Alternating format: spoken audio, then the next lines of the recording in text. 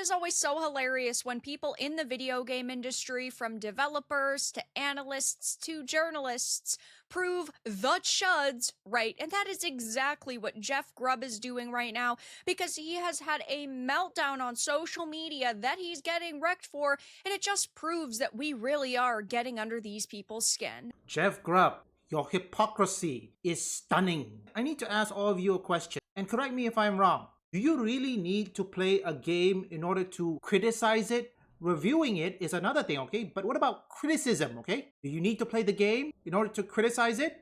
I have a few different things to show off, but before I get into the topic, if you enjoy the content I create, check out the links in the description, join the community in my live streams, and consider supporting through Patreon or YouTube memberships. Now, people like this absolutely hate the fact that gamers have a voice and they are not afraid to use it. We do not just shut up and consume content and then get excited for the next slop release and consume that. No, we are very critical. We are willing to say what we like and what we dislike about experiences. And so that's why you have so many people like Jeff Grubb, Alyssa Mercante, the video game journalists in the industry, and Anita Sarkeesian, don't forget that. I also have budget when it comes to playing games, okay? You wanna know what the two highest game that I usually bought? Now this two, what I'm referring to is the PC, and that is Black Myth Wukong, Resident Evil 4 Remake, or maybe Resident Evil Requiem. That's 3, okay? Of AAA.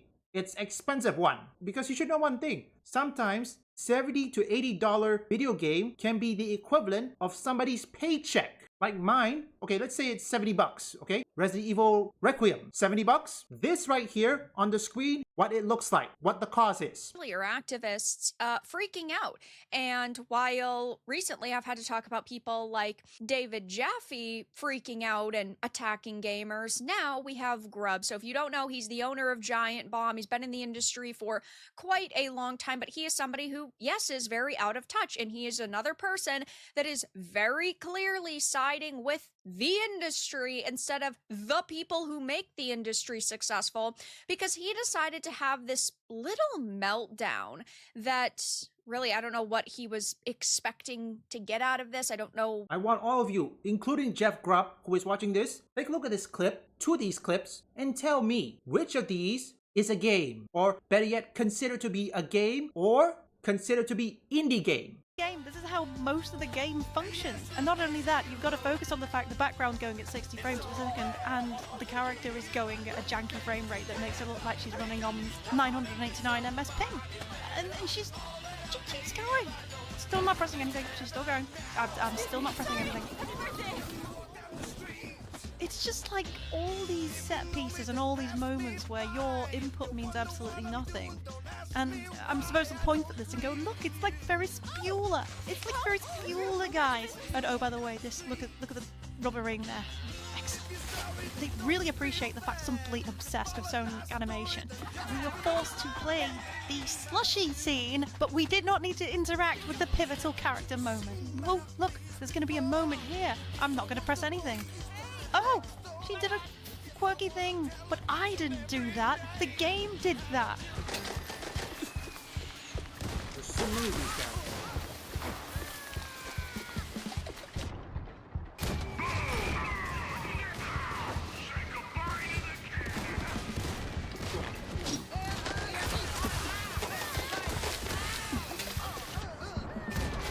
You were the chosen one. You were supposed to be one of the good guys.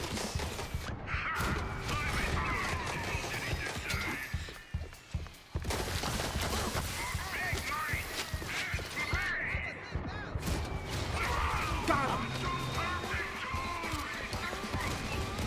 The plane. Yeah, this is gonna be awkward. That's for the shrew's ass face. And now for my daring escape. if he thought people were going to side with him, but he said 100,000 bitch-ass gamers who have not played something all have the same opinion about it, and then they turn around and accuse 50 reviewers of groupthink. That is so funny to me, and he is clearly talking about a game like Mixtape. Maybe he's even talking about titles like Saros. He's basically just talking about gamers who criticize a video game before it releases. Now, the reason why studios release teasers and trailers is for people to judge these games. And so, if we form an opinion on a game before release, that pisses these people off. And if we don't just buy the game, that also pisses them off. But people don't have to consume content that they think looks bad. And for a game like Mixtape, yes, people were talking about the very suspicious reviews from outlets like IGN. And also, I don't know if Vera Dark is going to mention this, but the reviewer, he's not a gamer. He's a theater kid. He likes movies. He doesn't like video games. And no. Don't say this is a Telltale, okay? Telltale Games is different than Mixtape. These are people that have seemingly been paid to give positive reviews in the past. These are people who want to protect the state of the industry in the way that it is now because they do have a little bit of relevance and they want to be authoritative figures in this space. And if independent content creators like myself keep growing in size, then they become more and more irrelevant. And they absolutely hate that. Their outlets are not doing well, and they are sort of desperate to stay on the good side of these companies so they can get a little bit of information and they can get a couple of press releases and maybe even get a free code to a game because they can't even afford to buy them now. But these are people that generally attack gamers. We've seen that happen a lot, and they generally have opinions that are different from ours. And okay, here's another question. What is video game journalist? Now, generally, folks, you're a video game journalist who's supposed to cater to gamers. Yet you attack them, calling them chuds, bigots, racist, homophobe, transphobe. So you're saying that me, who hasn't played Mixtape, I'm criticizing it and now I'm a bitch ass? According to Jeff Grubb? What about you, Jeff? Have you played the game? Ha ha ha. Rules for thee, not for me. everyone is allowed to have their own opinion. Even this person who did the 10 out of 10 IGN score for Mixtape, you can have that opinion. It doesn't mean I can't criticize it though, and it doesn't mean I can't say that I have no idea how you ended up getting that score. But that really, really ticks these individuals off. Oh my god, they turn around and accuse 50 reviewers of groupthink. Yeah, because we are talking about the industry being an echo chamber.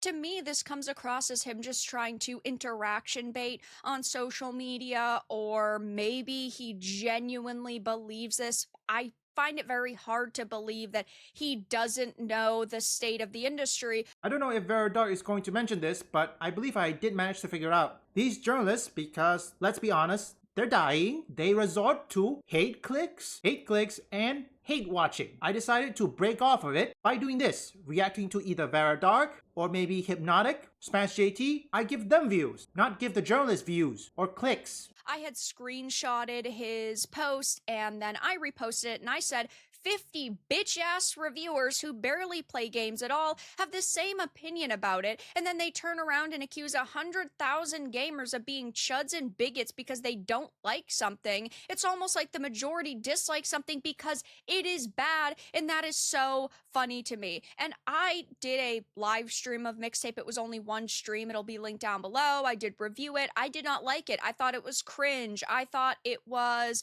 low quality. I thought that the writing was really poor. I thought a lot of the references were not even that good. But at the same time, I think that it is not woke. It doesn't push a narrative. There's not abundance of LGBTQ characters, nothing like that. I know Veradar is going to say it's just a bad game, but truth to be told, it's the meaning of it, okay? What is indie? Perhaps all my viewers here can educate myself and anyone who doesn't understand. What is indie? What's the meaning of it? Mixtape is an example that indie games are being used to shield from criticism. Mixtape, from what I've heard, got the backing of none other than the daughter to Larry Ellison. I'm certain all of you know who she is. or who her father is. TQ characters, nothing like that. It's just a bad game, period. And so when you see these people going, oh my god, everyone's screaming woke and these bigot gamers are attacking it, that's not even true. People are just criticizing it based on the, again, teasers that this studio has released to try to get people to buy it. I mean, who wants this weird tongue battle mini game? Who wants quote unquote gameplay that is you skating down a road or sifting through a junk drawer? Who wants a quote unquote game where you're just taking pictures? That is a journal level. Also, you don't even need to hold the controller. Take a look at this clip and see for yourself what I mean. Watch this scene. If this was Uncharted, you would be doing a lot more worrying about death and stuff like that, or interacting. I'm holding my hand up. I'm not doing nothing. The game guides you, it directs you. You don't have to actually play the damn game. Literally, I'm finna walk away. I'm finna put the controller down.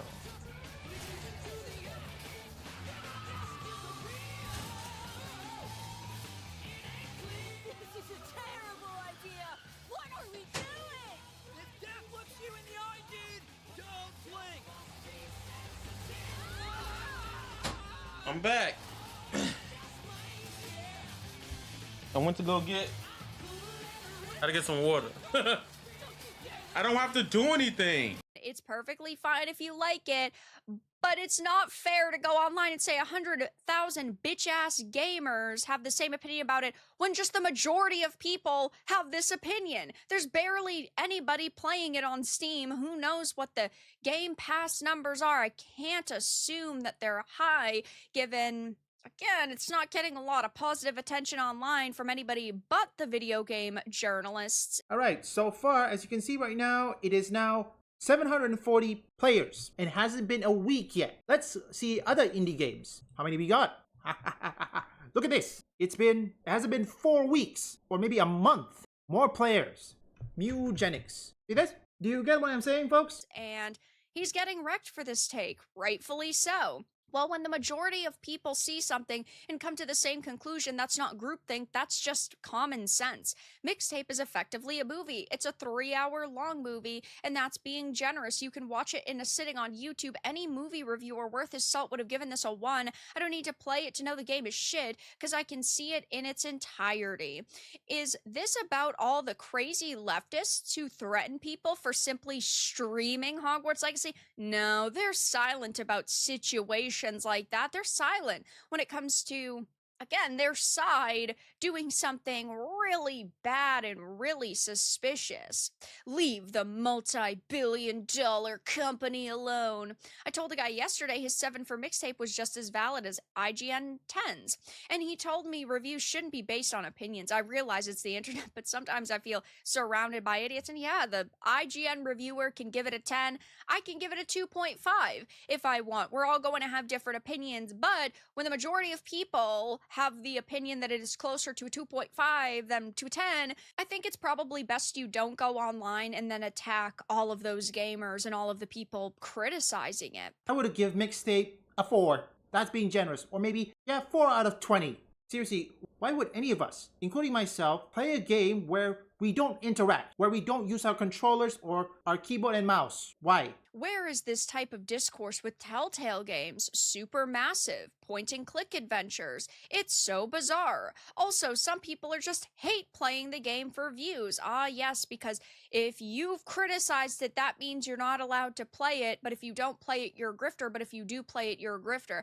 I feel like I'm losing my last brain cell trying to piece together the mentality that these people have. Things like Telltale games and some supermassive games, ultimately, they're just better stories. And if you are going to have a walking story simulator, the story needs to be amazing. And in a lot of those games, like Telltale's A Walking Dead, for example, that is a good story, so that's why people didn't mind it. In Mixtape, the story's bad, the gameplay is bad, and it's just bad all around. Listen, first thing, I don't need to buy that game just to criticize it, okay? Remember, that's the point of the trailer. Every game trailer have one job, okay? okay? First impression. It doesn't matter whether it's good or bad, there's gonna be criticism, okay? No one is immune to criticism. I mean, do you remember Quantum TV? How do you think he handled criticism? He delete all of it. I'm certain all of you remember that. For me, I dodged the bullet because while Mixtape was releasing, I was still playing Mouse PI for Hired,